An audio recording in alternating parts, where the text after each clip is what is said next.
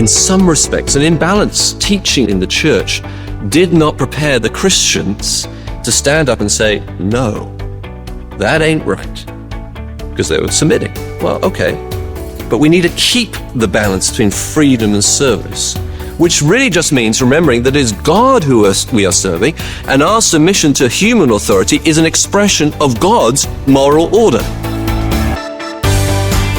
Welcome to the God-Centered Life with Josh Moody Weekend Edition. We're continuing a series that we're calling The Apostle of Hope, taking a look at the book of 1 Peter. We're in chapter 2 and specifically verses 13 through 17. Josh Moody is senior pastor of College Church in Wheaton, Illinois, and I'm Todd Bastide.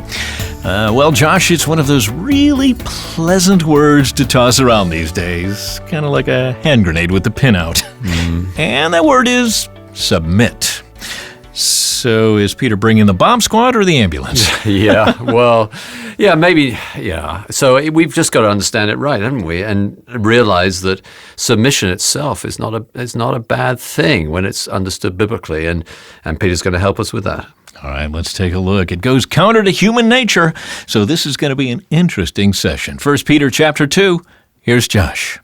It's interesting the kind of words that we use and that kind of have cash value in our culture, and other sorts of words that if we did use them would immediately raise heckles and create turbulence.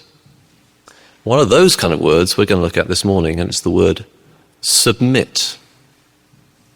It's 1 Peter chapter 2. Well, this morning, what I want us to see is simply this, that submission, and the word submit, the concept behind it, submission, when rightly understood, is actually not a bad thing, but a very, very good thing. Submission today always has negative connotations, doesn't it? We tend to think it means something like repression. And certainly there are political regimes or abusive family situations even, manipulative control freaks, various kinds of people who use the idea of submission to repress. That is certainly true. But in the Bible, submission does not mean repression. Does not mean something that's bad for you, keeping you under just for the sake of controlling you. It doesn't mean that. Submission is the Christian virtue that gives actually power to our witness, as we'll see, and credence helps other people to believe the same faith that we have in Jesus Christ.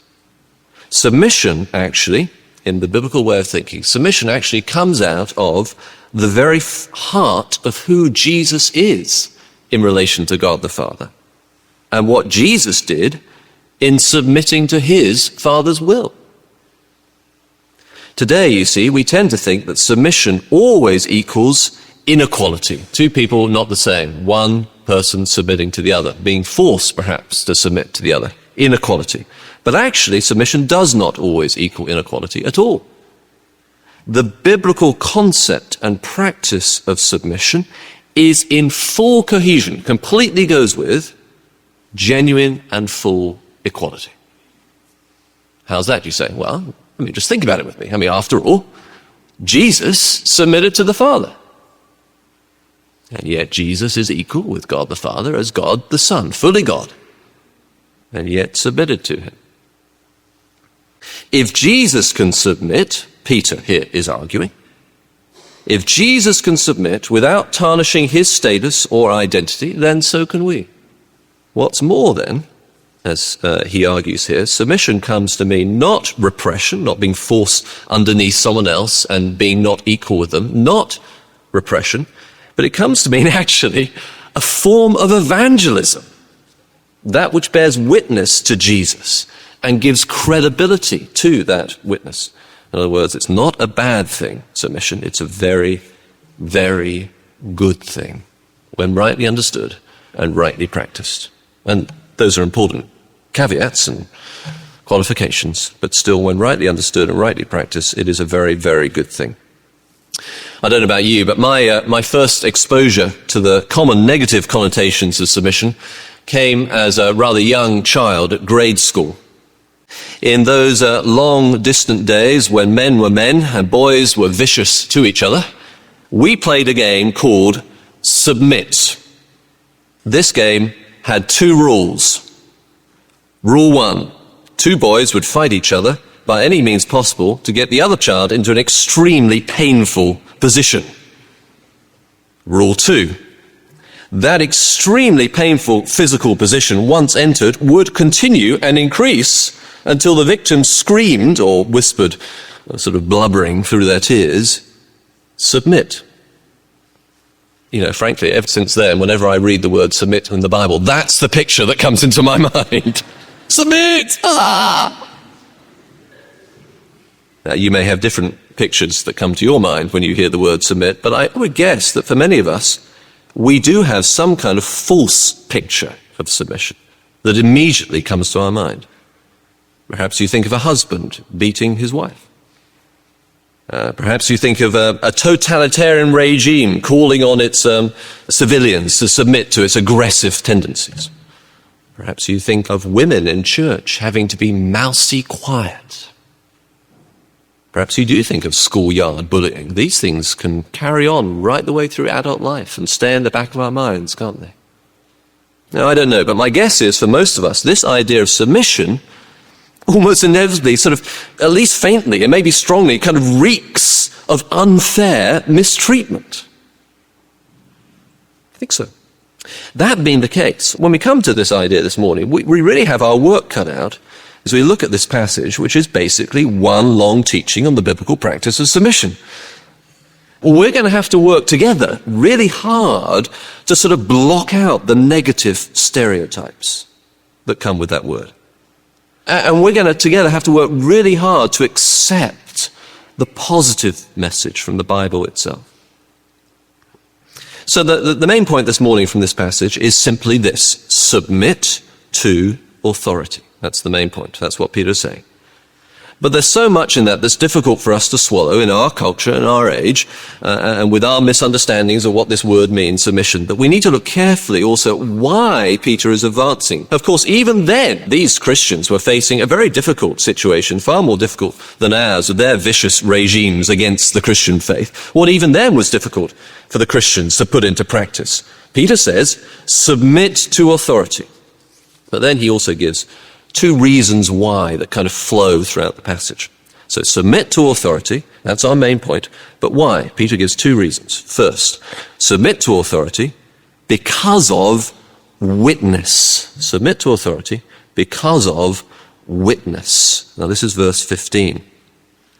If you look down at that with me, verse 15. He's just been explaining this submission to authority, and then he'll give more instructions about it, and we'll look at all that. But right at the heart of it is verse 15, where he writes, you see it? For, this is why he's saying it, for it is God's will that by doing good, as he's just been explaining in relation to submitting, you should silence the ignorant talk of foolish men. That is, the talk of foolish men against the Christian gospel and Christian lifestyle. So why are we meant to submit to authority, Peter, we might ask? Well, because, he says, God's will is that in this, by doing this kind of good, you should silence the ignorant talk of foolish men. It's going to create a muzzle for attacks on the gospel and so generate yet more positive witness. Now, how's that? Well, here are the ways that Peter explains how that is. One, recognize the created order. This is the beginning of verse 13. Submit yourselves for the Lord's sake to every authority instituted among men, or more literally, submit to every human ordained or created. The word translated authority institute is a word that is used in the Greek translation of the Old Testament and in the New Testament for create, but which in classical Greek has the sense of ordain or found, like you might found a society or a city or an institution, the foundation. So what is being expressed here is this sense of the created order, what God has found, what he has established. Now this is the fundamental difference between the modern view of society and the ancient, or more properly, the biblical view of society. Today we view that people rise to the top either through connections, their network, or hard work, or maybe just blind chance, right? That's how they get to the top, become an authority. But in the biblical worldview, ultimately, there is an order founded by God in creation, established, that needs to be recognized, even, Peter is saying, in the structures of a secular government, and even in fallen human authority.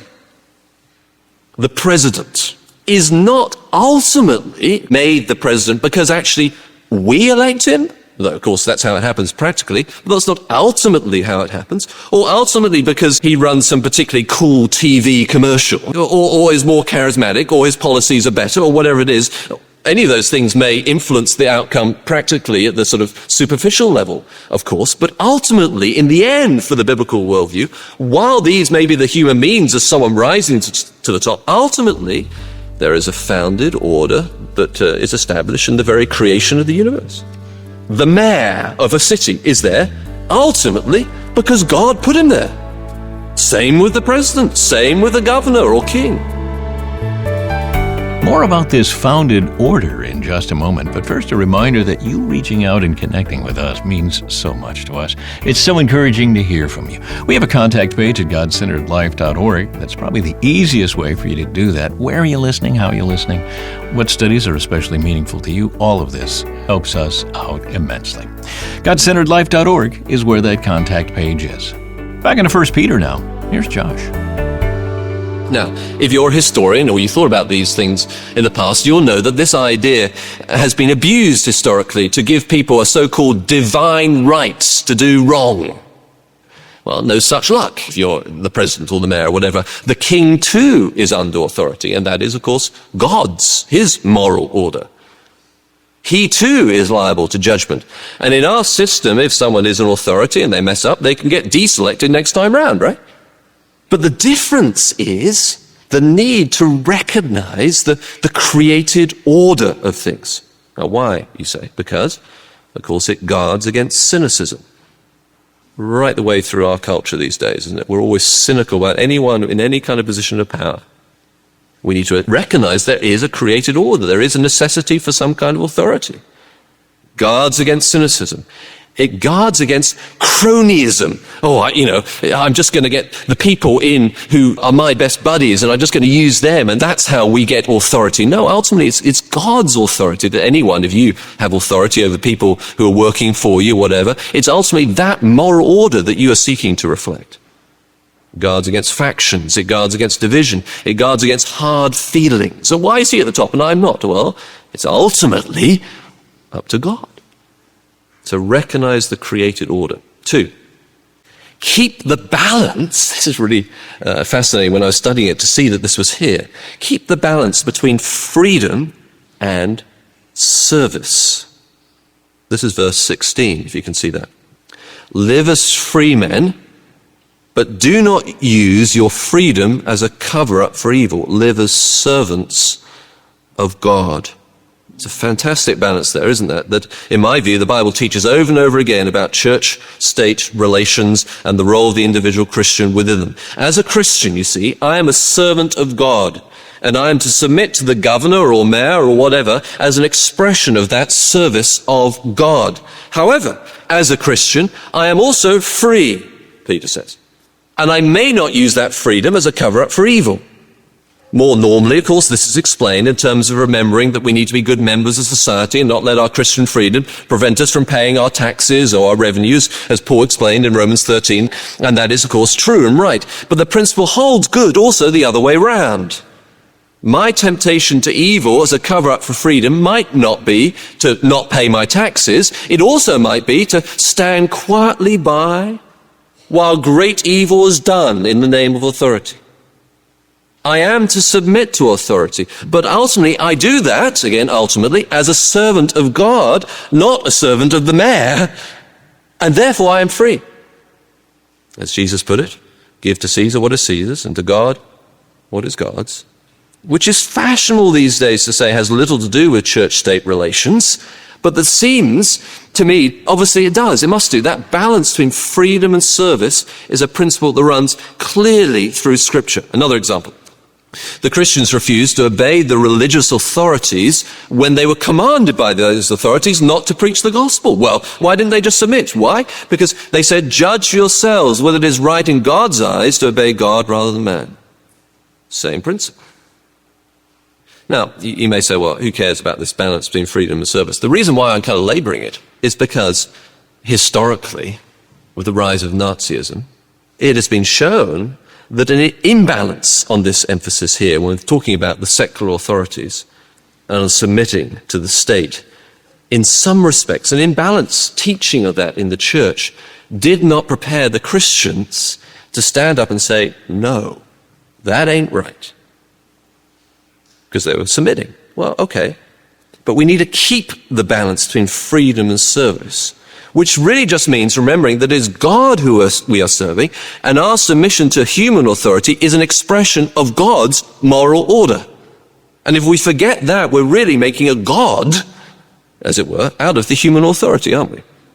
So keep the balance between freedom and service. A very tricky balance for us to keep in our contemporary society, but very important to do so.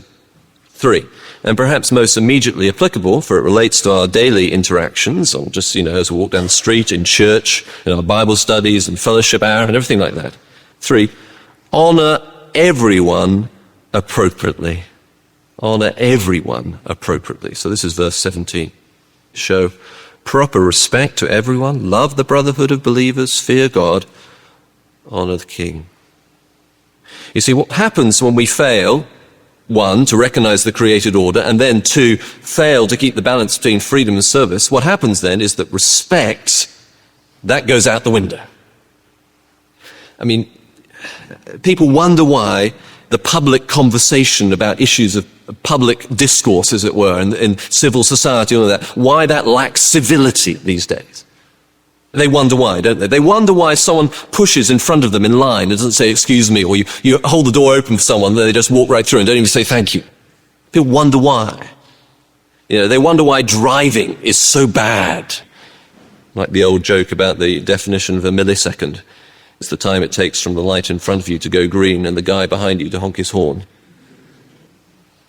So we try to teach our children respect. Good. But unless they have the fundamental, foundational order in their minds, they just won't get it.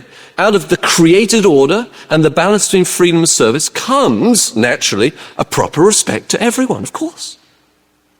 We therefore honor everyone appropriately. Anyone, however maimed, however distraught, however beneath us in society, we may think, looking down our noses at them. Everyone is to get honor. Why? Because everyone, in God's created order, everyone is made in the image of God. It's not about being nice. It's an attitude of heart that flows out into how we behave towards everyone made in the image of God. Now, it says here, doesn't it? Love the brotherhood. Fellow Christians, we are to receive a special love. Love the brotherhood. Respect everyone, but love the brotherhood, fellow Christians. There's one place, C.S. Lewis says that if we could see what even the humblest Christian was to be like in glory, he says we would bow down and worship. The transformation that will take place as what the Spirit has already invested in us is revealed to be when the sons of glory are revealed. Of course, we're not meant to worship each other, but we are meant to love the brotherhood, for Christ is in us, each of us, isn't he? Brothers and sisters, our love for each other is the hallmark. It is the sign and the seal of who we are, not just as created in God's image, but recreated in Christ.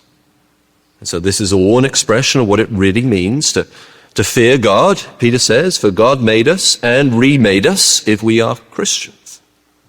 Honor the king, he says, the one at the top of civil society, whether your particular candidate for the office of president gets elected or not. As Christians, we are called upon not to be blind, freedom and service, not to be blind to a leader's faults, absolutely not, but not to ridicule them either, or mock. Honor the king. Whoever is in that exalted office has pressures, I would guess, pressure pressure that few of us can even imagine. Don't you think? More to the point, that person, though elected by the citizen, in an ultimate sense, is, as Paul puts it, well, the servant of God.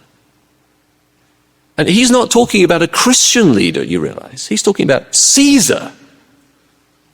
That doesn't mean they don't have faults, doesn't mean that sometimes we shouldn't stand up and say, hey, that's wrong, balance between freedom and service, but the honor for the position. So we need to keep the balance between freedom and service in mind, but recognize the created order and so honor everyone appropriately. Now, you may ask, why does this make any difference to our witness? Submit to authority because of witness. Why does this make any difference? Well, why does recognizing the created order, keeping the balance, etc., and honoring everyone appropriately, why does that make us silence the ignorant talk of foolish men against the cause of Christ in the world? Well, here's why. Partly because it shows that Christianity is good for society. At the time, people felt, when Peter was writing, that Christianity was a radical movement that would threaten the basic structure of society. Now, I haven't come across that idea in quite that extremity in modern America. But in another way, isn't it true that many people do still feel that Christianity is bad for you or for us as a society? They might want someone to get out of their, quote unquote, their religious phase. They might want someone to stop being so intense about God. And then there's the ignorant talk that thinks that, all Bible-believing Christians are carrying a shotgun or 20, and are just inches away from a great religious right takeover of society, People think that's true. They really do. Well, how do we deflate that attitude? What do we do about that? Peter says, recognize the created order, keep the balance between freedom and service, honor everyone appropriately. And if we do that, we, as it were, turn down the volume on all those voices against biblical Christianity, so that the voice of Christ can be heard in society above the din as we live out submission to authority because of witness. That's Josh Moody, and this is The God-Centered Life. Towards the end of the session, you're saying that submitting to authority shows that Christianity is good for society. We're going to dig further into this next time, but for now, this seems counter to the undertone of many in the church that say we need to separate ourselves to preserve our rights and freedoms. Can those two objectives coexist? Yeah, it's a huge, huge question. But I suppose the central answer to it is Jesus' answer, which is we're to render to Caesar what is Caesar's and to God what is God's. That does mean submitting to human authorities, but there are times when we must not. So if a human authority tells us not to worship Jesus, then we go to the stake worshiping Jesus. But if a human authority tells us to pay our taxes and is ruling in a way that is not overtly Christian, but is good for the moral order of society, then we must submit. You said a number of studies back that some of the people Peter were writing to might have been experiencing local suffering, so different situations for each. And so our situations may be dictated by what's going on locally. Right. Very different in Pakistan than from Wheaton, Illinois. Very different in some parts of Europe than from the parts of the southern parts of the United States. So there are different contexts. Yeah. Excellent. More from this passage in 1 Peter when we get together next time. Thanks, Josh. Well, we're just about to wrap up the month of June, which means we're closing in on the last opportunity for you to pick up this wonderfully encouraging book from J.C. Ryle, while at the same time supporting this ministry. You can learn more and partner with us at godcenteredlife.org. We'll continue in 1 Peter when we get together next time, and we'll be looking at submission as a statement. If we submit to authority, we also make a positive statement about the very core message of Christianity and the essentially supernatural nature of what it means to be a Christian. continuing our study in 1 Peter chapter 2 when we get together next time. Resources for your devotional growth at godcenteredlife.org. And this is your warm invitation to join us next time we get together right here on the God-Centered Life with Josh Moody Weekend Edition.